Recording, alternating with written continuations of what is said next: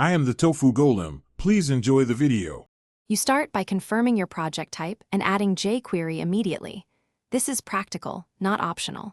Add Jquery with libman or npm, or paste the CDN script into layout.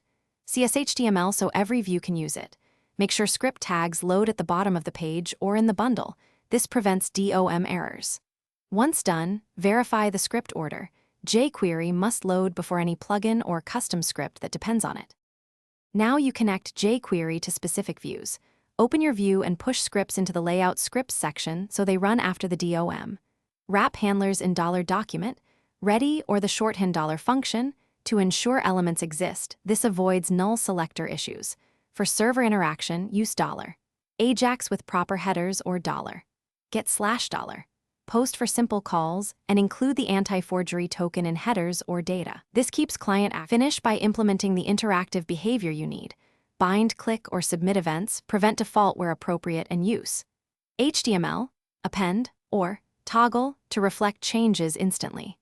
Parse JSON responses, update the interface, and present clear success or error messages so users know what happened.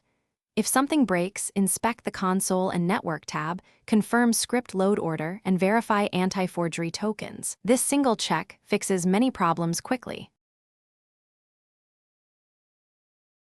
Thanks for watching. Consider subscribing if we helped you today.